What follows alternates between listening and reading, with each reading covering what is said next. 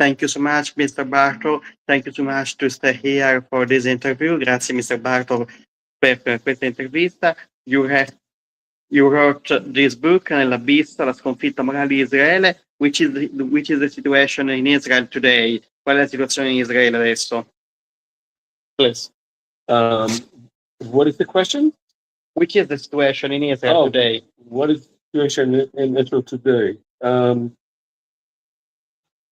The situation in Israel today is that it has, since October 7th, the attack by Hamas, October 7th, 2023, it engaged in a major destruction of Gaza, which has come to be seen by me and many others as a genocidal operation, an attempted ethnic cleansing of Gaza, of its entire population, which failed, and therefore transformed itself into a genocidal operation. It also engaged in major violence in the West Bank and a creeping ethnic cleansing and annexation of the West Bank. It's engaged in operations in Lebanon, where over 1 million people have been displaced, and where scores of villages are being destroyed. And it's also engaged in violence in Iran, occasionally against the Houthis, and in Syria. Just a moment, please, I translate. La situazione dopo il 7 ottobre è quella di un genocidio che sta avvenendo a Gaza, in Cisgiordania, appunto nella West Bank, e adesso si sta estendendo al Libano, alla Siria, ed è un qualcosa che era ampiamente prevedibile.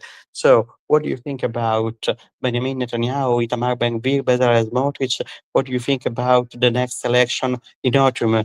Cosa pensa di quello che del governo Netanyahu con i suoi sodali Ben-Gvir, Smotrich, e cosa prevede per le elezioni d'autunno? Well, there's supposed to be an election in Israel in October. What this election will look like is not entirely clear. Netanyahu is doing his best to keep the war going or violence going in various places so as to keep Israel in a state of emergency.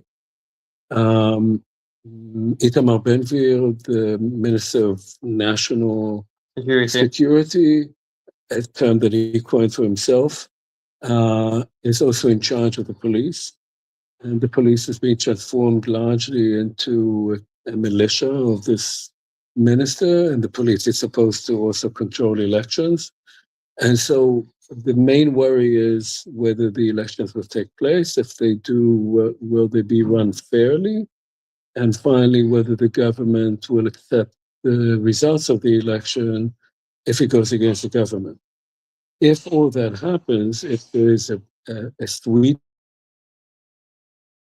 and the opposition takes over, then the question is what difference will it make? And the opposition, if it becomes a governing coalition, has not made any clear statements at all about what it wants to do with the main issue of Israeli existence, which is the relationship between Israeli Jews and Palestinians. Ecco, bisognerà capire come saranno queste elezioni, quali saranno le prospettive dal punto di vista religioso, politico e di quello che sta accadendo. Certo è che Netanyahu sta cercando in tutti i modi di inquinarla attraverso l'attacco al Libano e l'opposizione al momento non è ancora pronta. So, you speak about genocide, you use precisely this word, genocide, which is a genocide in the 21st century, and which are the differences between the genocide in 20th century, the Nazis genocide, and the genocide in this century and in this context. Qual è la differenza fra il genocidio del nazista del XX secolo e quello attuale nel XXI?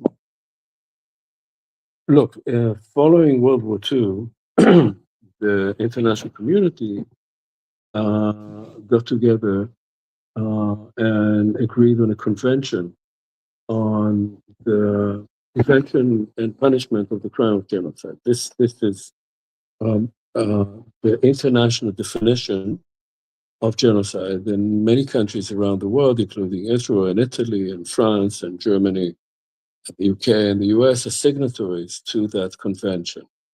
So the definition of genocide is not whether genocide looks like the Holocaust or looks like the genocide in German Southwest Africa in 1904, the genocide of the Armenians in 1915, or events in Bosnia in the early 1990s, or in Rwanda in 1994. It is whether it conforms to that definition. My view, and the view of many other scholars of genocide and experts in international law, has become that what Israel tried to do, and in many ways is still trying to implement, is the genocide of the Palestinians in Gaza. That is, carrying out actions or acts with the intent to destroy the Palestinians as a group in whole or in part as such. Noi abbiamo assistito a molti genocidi nel XX secolo, quello nazista per cui c'è stata poi Norimberga, quello del popolo armeno, quello in Ruanda, quello che è accaduto in Bosnia, non c'è stato soltanto il genocidio degli ebrei. Il punto è che oggi siamo di fronte a un genocidio che sta uccidendo appunto il popolo palestinese e distruggendo tutto. So, another difference is that in the 20th century, we can't see this genocide. We can see Auschwitz, Birkenau, Treblinka, and so on. Now we see all, everything. We are see everything, every part of this genocide, and international community don't act to avoid this genocide. Why? Why the international community is in silence at the moment? Noi la differenza fra il genocidio del XX secolo è che il genocidio del XX secolo non si conosceva in particolare Auschwitz, Birkenau e via discorrendo, mentre il genocidio attuale è sotto gli occhi di tutti. Perché la comunità internazionale non interviene? Please. Yeah, well, this is a question that many of us have been asking ourselves, because I would say that as an Israeli, long before October 7th, I thought that under certain conditions, Israel might try an ethnic cleansing of the Palestinians. But the assumption was that sooner or later, the international community would stop it, would not allow it to continue. And what happened after October 7th is that for 2.5 years, Israel carried out genocide in Gaza without anyone stopping it. Why? There are complex reasons for that. I think partly it has to do with the sense that in European countries of a certain kind of shame, discomfort, responsibility, guilt for what occurred in the Holocaust. Italy and Germany in particular. Italians, Germans, French. So it's very difficult for Europeans to say that the state of Israel, which was established after the Holocaust, could be guilty of genocide itself. Dunque, questo è il punto vero. Le opinioni pubbliche occidentali ancora sono rimaste colpite dal senso di colpa, per l'appunto, per il genocidio che c'è stato durante l'Olocausto, Italia, Germania, Francia. Il punto è che dopo il 7 ottobre si sta dipanando sotto i nostri occhi questa violenza e non si sta facendo nulla nelle opinioni pubbliche, cosa che invece era accaduta in passato, e questo è l'aspetto più inquietante. Another question that I have for you is that you defined yourself as Zionism, which is today a Zionist people. It's possible to have a good definition of Zionist people or no? Lei si definisce sionista comunque all'interno del suo libro. Zionist, another, is a term that is the left term. You are a left Zionist born in a kibbutz. So it's possible today to speak positively about the Zionism ideology. È possibile ancora avere un'idea positiva del sionismo? Today, no.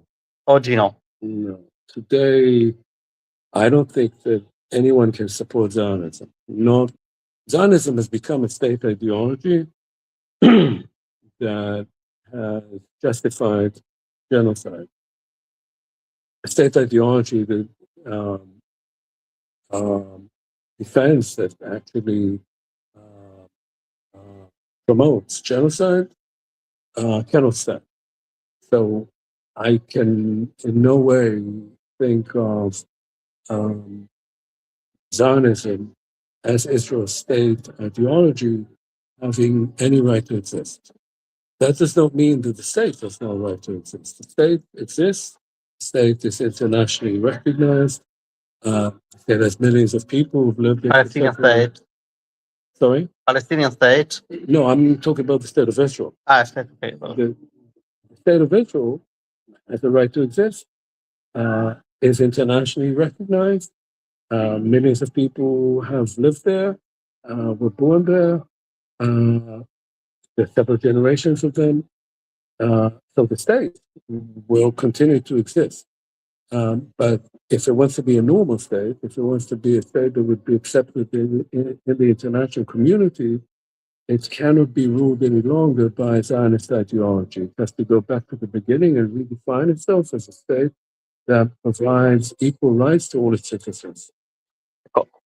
Lo Stato di Israele ha tutto il diritto di esistere, ci mancherebbe altro, ma deve esistere come uno Stato normale. Oggi non è possibile, ribadisco, dare un'accezione positiva al termine sionista perché oggi lo Stato di Israele sta compiendo un genocidio. Questo bisogna che cominciamo a dirlo all'interno delle opinioni pubbliche occidentali, è quello che non sta accadendo fondamentalmente. Lo Stato di Israele deve vivere, lo Stato di Israele deve esistere, ma deve esistere come Stato di pace. Questo è l'aspetto più importante. After the Second World War, we said nevermore, mai più, nevermore.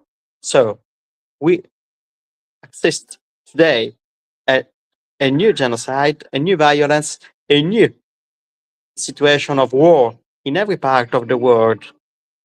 Why this idea that not nevermore is no more possible in this era? Dopo la seconda guerra mondiale ci eravamo giurati mai più e invece oggi stiamo assistendo a un nuovo genocidio e a nuove guerre. Per quale motivo? Well, because humanity doesn't always follow its better angels. So yes, there was a commitment by the international community, never again war, never again genocide. And of course, there have been many genocides since.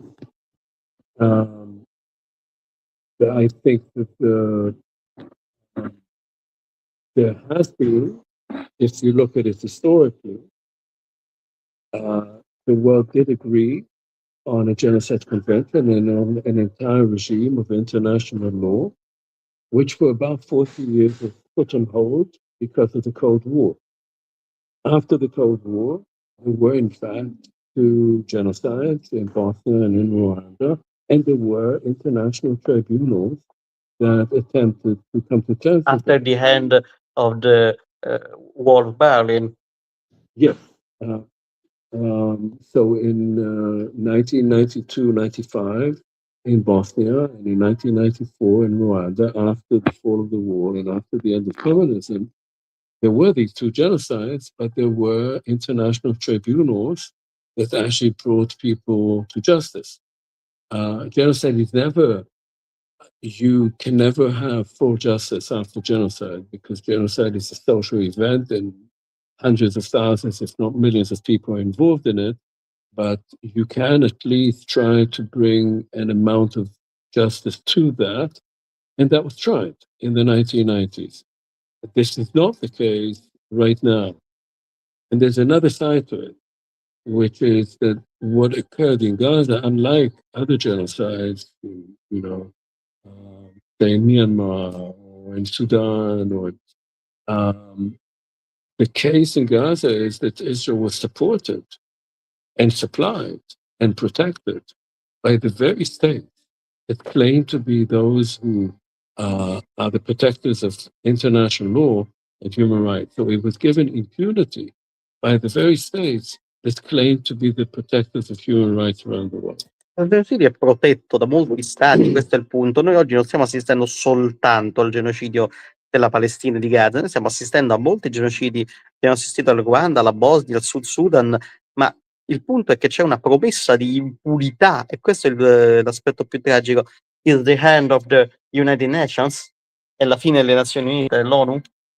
Is This situation is the end of the United Nations? I hope not.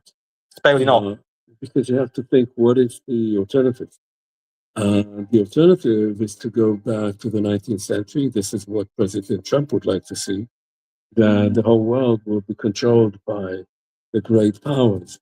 The alternative is the Board of Peace. Exactly. So it'll be the US, Russia, China, and they will say, okay, here's a country, you can have this piece of it, I'll take this piece of it. So while the United Nations and international law is under a great deal of the alternative is a new Yalta, a new definition of the word about the power, yes. not the rights. Power that prevail on the rights. Il potere che l'alternativa in pratica alla fine delle Nazioni Unite sarebbe la prevalenza del potere sui diritti, sarebbe una nuova Yalta senza dignità dei popoli. So, you speak about in your essay on the less of a constitution, which is the importance of the constitution for Israel state and for every state in this world. Qual è l'importanza di avere una costituzione in Israele e in ogni altro stato del mondo? Yeah, of course, it depends also on the nature of the constitution itself. But the constitution that Israel committed itself to having, but never actually endorsed, would have been a constitution that would have included the Bill of Rights, that would have meant that it would commit itself to providing equal rights to all its citizens. That is, to make it proclamation of the state and the Bill of Rights that was included in that proclamation enshrined in law. But that constitution was never accepted, was never endorsed, never articulated by Israel. And so Israel has been a country without a constitution and without any formal definition of its own borders. Non ci sono confini, non ci sono limiti, soprattutto manca il cosiddetto Bill of Rights senza una Costituzione. La Costituzione è essenziale per qualunque Stato, questo è un altro aspetto decisivo. So, another idea in this century is the absence, the loss of human dignity. Is as the Palestinian people is less important than other people in the world. Ukrainian people, for example, French, English, Spanish people. Why Palestinian people, but also South African, South Sudan people, African people? Why there is today again this colonial mentality, this colonial vision of the human? Perché c'è ancora questa visione coloniale per cui alcuni popoli contano meno di altri? Well, look, I mean, there are two aspects to this. One is a sort of general European and American attitude towards people of different color, different race. People often come from the Southern Hemisphere and who are treated as less equal than white Europeans, white Americans. That's, of course, a legacy of colonialism. And that legacy of colonialism exists now even more because of waves of immigration from the global south into Europe, which have created more and more xenophobia, racism, and have been at the root of the rise of populism. You must consider the situation in Belfast in these days. We assist at violence in Ireland. In North Ireland, there is a violence based on xenophobia, racism, and so on. So that's sort of general situation, and we see it everywhere. I think that Israel is in a different phase in the sense that Israel is still actually running colonial rule. So while you see in Europe there's a post-colonial attitude, in European countries, including Italy, France, Belgium, have Portugal, have their post-colonial relations with the previous colonies, often to their own benefit. Israel is still basically a colonial state. It is a state that half of whose population are people who don't have equal rights.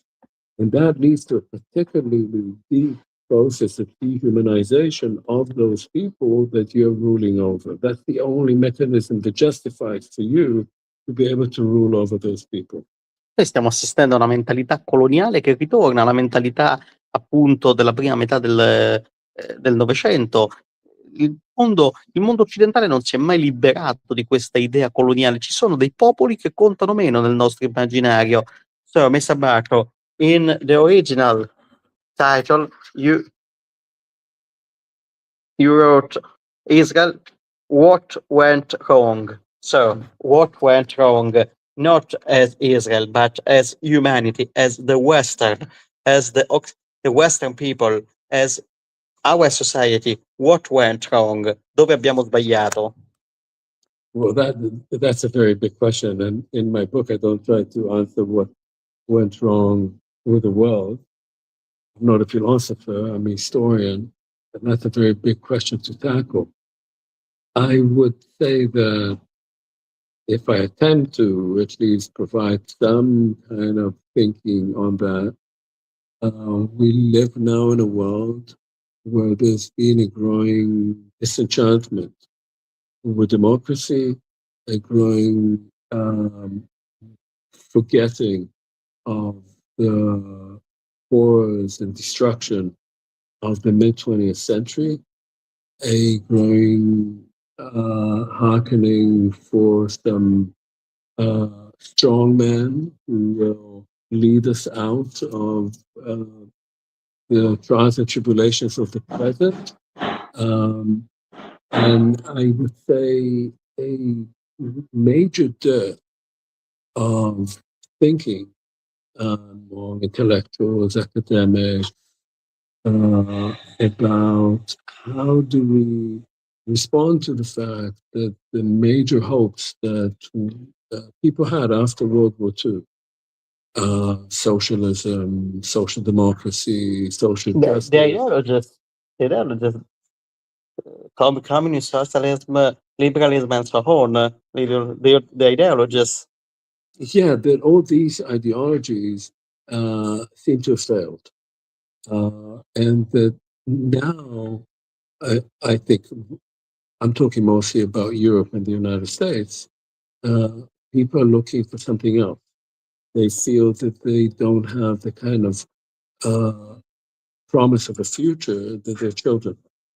Sono venute meno le ideologie, è venuta meno la coesione sociale, è venuto meno così il futuro dei nostri figli. Abbiamo paura, ecco dove abbiamo sbagliato, e questa è la cosa più terribile che sta accadendo oggi.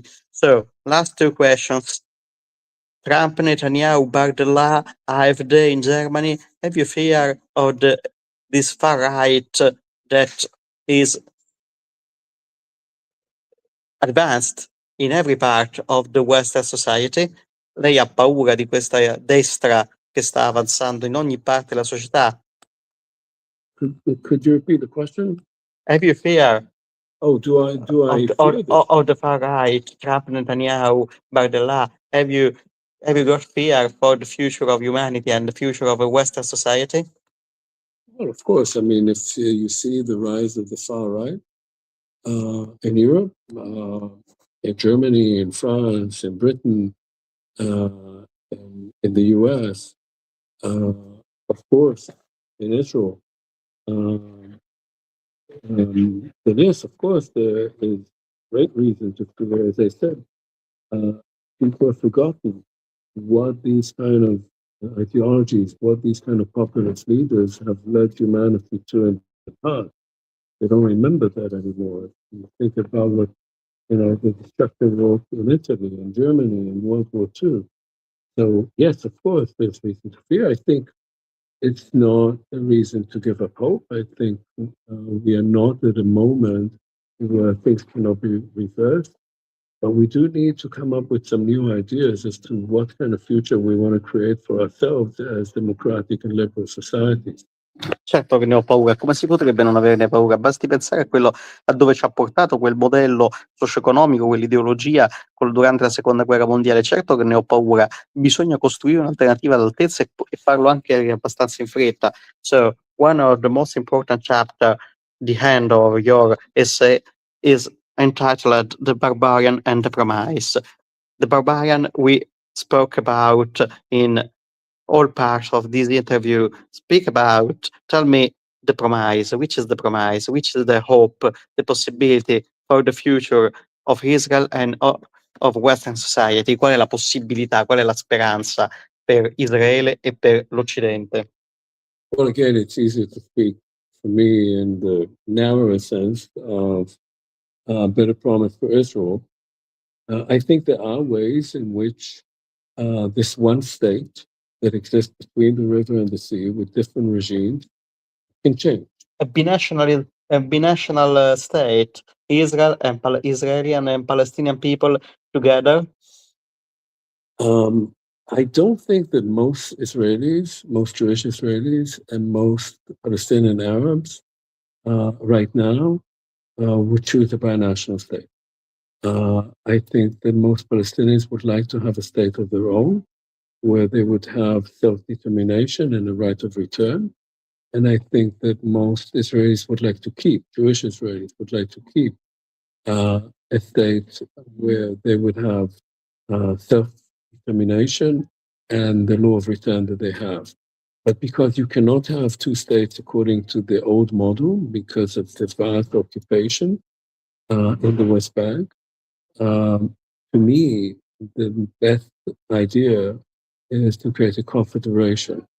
That confederation would have two states, Palestine and Israel, but there would be a distinction between citizenship and residence, so that you could be a citizen of one state and live, reside in the other state, where the borders would be open and there would be freedom of movement between one state and another.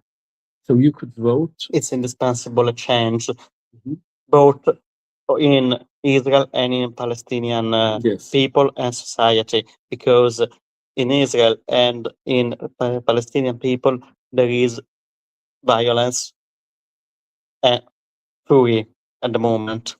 Cioè, io propongo una confederazione di stati, ma per far questo è necessario che ci sia un cambiamento. C'è troppo odio e troppa violenza oggi.